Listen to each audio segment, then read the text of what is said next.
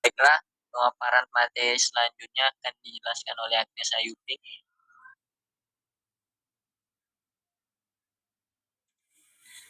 Latar belakang, yang pertama, terjadinya kebakaran hutan lebih banyak disebabkan dari kegiatan manusia dan pada faktor alam yang disebabkan karena cara-cara pembersihan lahan sisa penebangan yang salah, yaitu pada cara pembakarannya. 2. Kebakaran hutan ini juga ditunjang oleh jenis tanah gambut yang sebagian besar menutupi lahan Pulau Kalimantan, serta kadar air tanah pada musim kemarau yang sangat kecil. 3. Kebakaran hutan menyebabkan menurunnya sifat biologi tanah.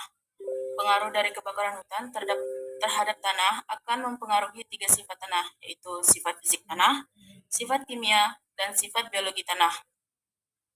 Oke, selanjutnya akan disampaikan oleh Aiman. Di sini ada beberapa kasus yang telah terjadi di Kalimantan.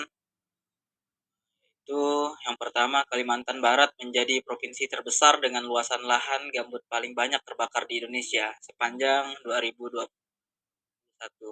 Yang kedua, Kemenko Polhukam menyatakan bahwa pada awal 2021 saja terdapat 137 kejadian karhutla di 10 provinsi.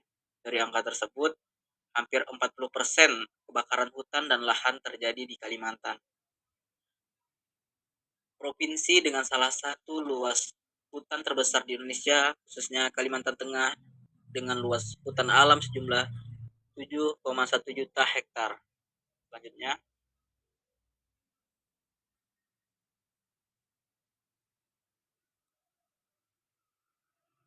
masalah. Apa saja? Yang pertama, apa saja penyebab kebakaran hutan? Kedua, apa saja dampak yang ditimbulkan dari kebakaran hutan? Yang ketiga, bagaimana cara penanggulangan yang dilakukan pemerintah untuk mengatasi kebakaran? Yang keempat, hal-hal apa saja yang dapat mencegah terjadinya kebakaran hutan?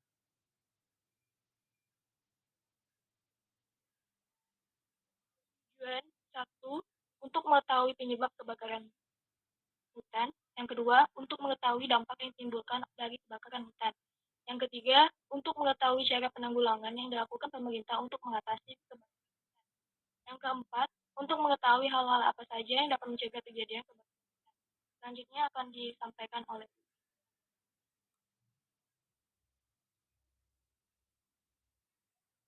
Pembahasan.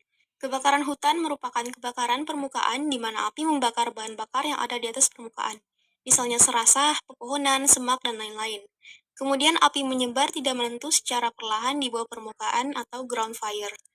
Membakar bahan organik melalui puri-puri gambut dan melalui akar semak belukar atau pohon yang bagian atasnya terbakar. Berdasarkan tipe dan sifat pembakarannya, kebakaran hutan dan lahan dapat dikelompokkan menjadi 3 tipe, yaitu kebakaran bawah atau ground fire, kemudian ada kebakaran pemukiman, surface fire, kemudian ada kebakaran tajuk atau crown fire. Selanjutnya akan dijelaskan oleh Sari.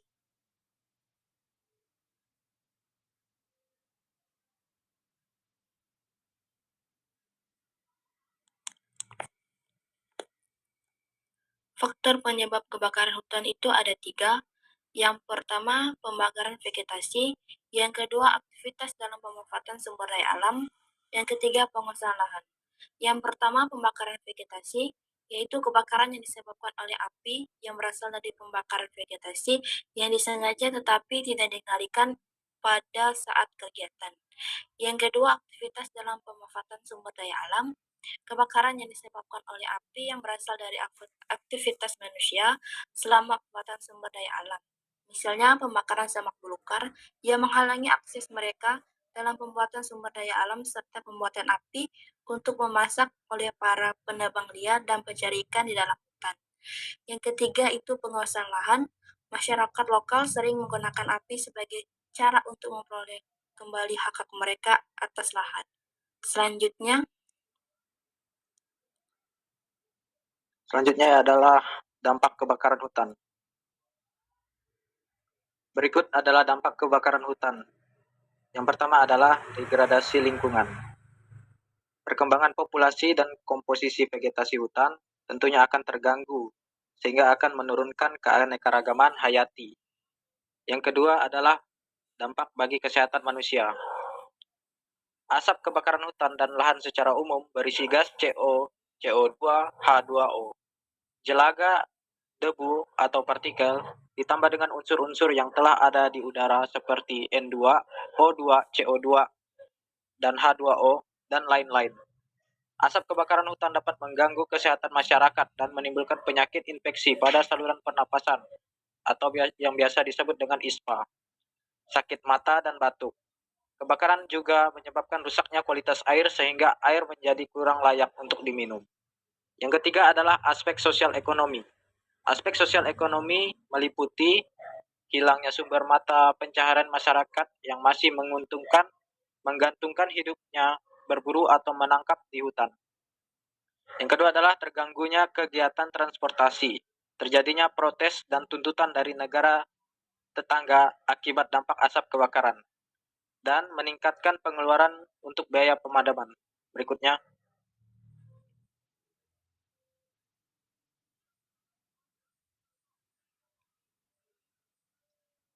Ada beberapa upaya pencegahan kebakaran hutan yang telah dilakukan.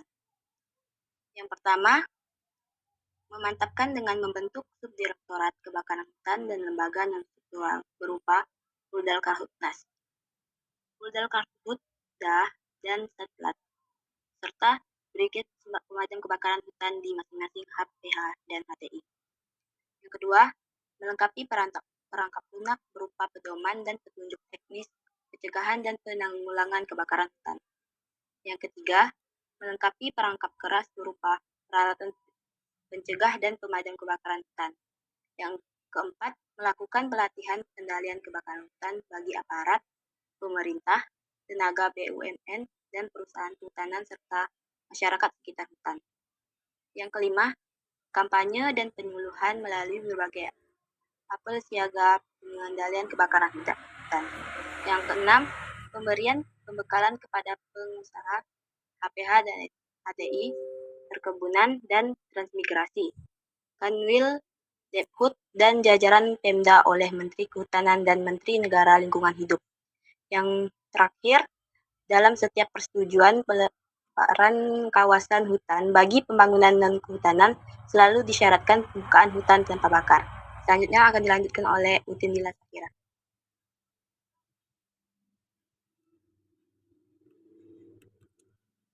Jadi kesimpulannya yaitu yang pertama, kebakaran hutan terus berjalan seiring dengan pembukaan hutan untuk berbagai kepentingan seperti perkebunan, transmigrasi, peternakan, dan kehutanan. Terjadinya kebakaran hutan lebih banyak disebabkan oleh kegiatan manusia daripada faktor alam. Yang kedua, kebakaran hutan mempunyai dampak yang sangat merugikan, baik untuk skala lokal, regional, maupun global. Di antaranya berpengaruh terhadap hilangnya keanekaragaman hayati, meningkatnya pemanasan global, berkurangnya kualitas kesehatan, dan kesempatan berusaha atau pemenuhan kebutuhan hidup bagi masyarakat. Selanjutnya akan dilanjutkan oleh Patricia Dayo.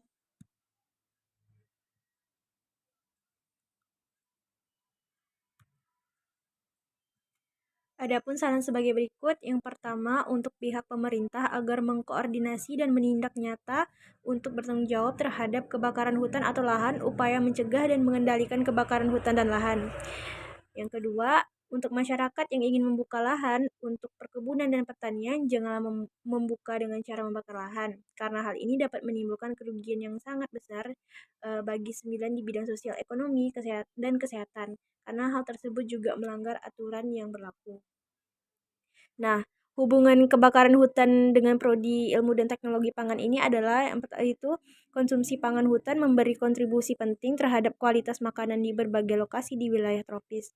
Dalam kelompok pangan ini, daging, ikan, buah-buahan, dan sayuran sangat bergantung pada hutan.